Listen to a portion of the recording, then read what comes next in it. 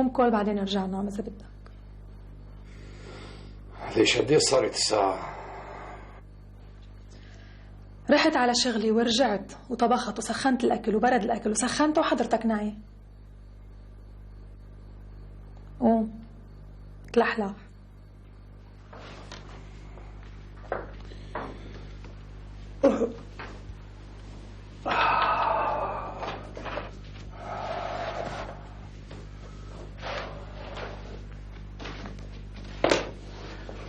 مكتوب على ورق الخيار اللي بيسهر الليل لازم ينام النهار.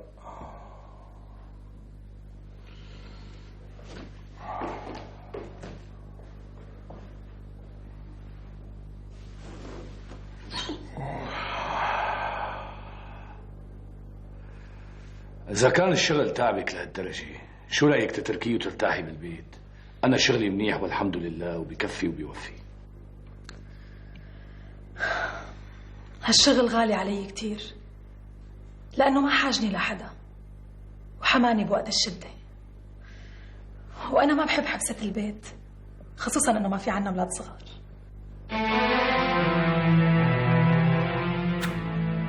على كل حال لسه بكير على الولاد. بصراحة أنا جاي على بالي يكون عنا أولاد، لهيك أنا ناوي أروح على الحكيم بهالكم يوم. لشو الحكيم؟ رفيقتي عبلة بقيت 3 سنين تحبلت، وقالت لي إنها بتعرف حكيم نسوان شاطر، لهيك أنا ناوي أروح معها بهالكم يوم. ماشي الحال، بس رجلي على رجلك. هاي شغلة نسوان، شو علاقتك فيها؟ مين؟ افتحي يا اختي، انا عبدو. كيف جلالة الملكة؟ أهلين وسهلين، تفضل يا لك 9999 أهلين. علي ب 10,000. لك كيفه معك الزمان القديش؟ لك عايش كله تدفيش بتدفيش. بس ما تكون لساتك عم ترعى حشيش. ولك يفضح حريشك. جوزتك لتعقل، ضل لسانك زفر مثل الاول. لك اهلين ابو العمديش. اهلين وسهلين.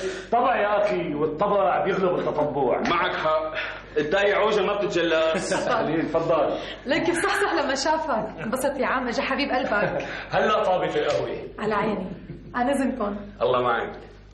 ايه قل لي ابو العبديش، شو وجهك؟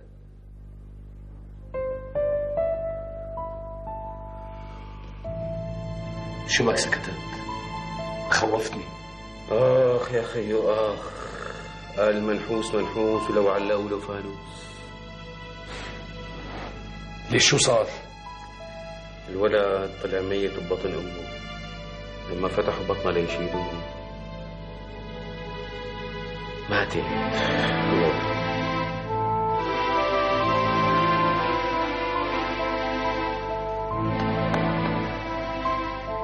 رح البس اواعيك.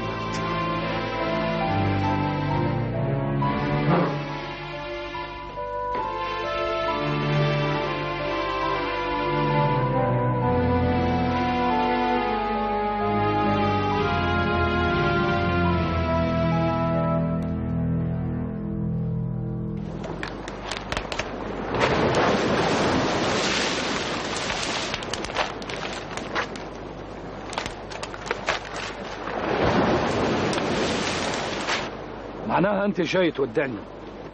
لا، وأنت السادة جاي لأخذك معي. شو قولك؟ شو بك يا ابو؟ ما طول عمرك كنت تشتهي تصير بحار؟ مزبوط يا عبدوش، بس هلا ما بقدر اترك لبيبة وسافر. لبيبة اخت رجال وما بينخاف عليها، وياما في بحارة متجوزين. صح، بس انا فايت التحدي، واذا سافرت يمكن يفكروني اني انهزمت. طز فيهم اللي بدهم اياه يقولوه، المهم تشوف حياتك مفيد. يا ريتني اقدر افكر مثلك يا عبدوش. يا اخي فكر، مين رادك؟ اصلا لبيبة كرهاني شغلك بالمينا، وسبق وطلبت من مطيعة الله يرحمها انه تحاكيني بلكي بقنعك تنتقل لبانياس. بعدين انت بعد مثل لسانك قايلي انه شغلك بالمينا مثل سيران الكلاب، كثرة غبرة وقلة واجب. فليش قاتل حالك لتبقى بالمينا؟ اوه لساك مفكر حالك تعمل اشجع الشجعان؟ لسه الموال المصدي ما خلص من راسك؟ لا، الموال خلاص. أنا ما عاد بدي يصير أشجع الشجعان بالمينا. أنا بدي كسر مناخير كل اللي مسيطرين على المينا. وشلون يلا السلامة بدك تكسر لهم مناخيرهم؟ لهلا ما بعرف، بس أكيد إلا ما يلتقى شي طريقة. اسمع يا مفيد، أنا بعرف إنك رجل شجاع وقلبك أبيض مثل البريانط، بس مالي فهمان ليش حامل السلم بالعرض وآخذ الدنيا بالتناحة وكبر الراس؟ لأنه الحيط الواطي بتركبه كل الناس، وإذا ما كشرت عنابك ما حدا بيستهبك. يا أخي أنا ما بدي إياك توطي حيطك، بس ما بدي إياك تناطح الحيطان. اسمع يا مفيد، المثل بيقول 3 ما لهم أمان: البحر والسلطان والزمان. وأنا شايفك يا صاحبي عم تلعب مع هدول ال3 سوا. والمثل بيقول إذا ما متت ما شفت مين مات. بس أنا قتلي مو سهل، واللي بده يجرب خليه يقرب. ليك مفيد، أنا ما عم بحكي معك هالحكي مشان تروح معي وغلاوتك يا مفيد وغلاوتك على الغالي. أنا عم بحكي معك بس مشان صالحك. الطريق اللي ماشي فيه أنت غلط غلط. الجاهل يا مفيد بتعلم من كيسه، أما العاقل بتعلم من كيس غيره. لك شو بدك يعني امشي الحيط الحيط وقول يا ربي السترة؟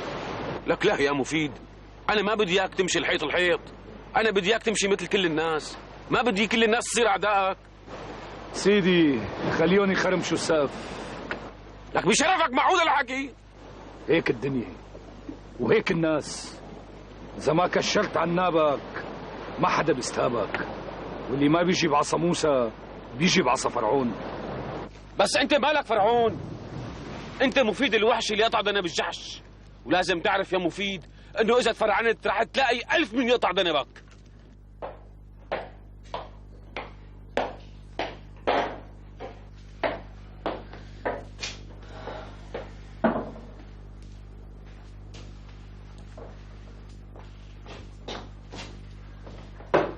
طمني دكتور. طمني يا بنتي، وضعك طبيعي 100%. مدام وضعي طبيعي مثل ما عم تقول، لكن ليش ما صار شيء لحد هلا؟ هي صار لنا سنة متزوجين.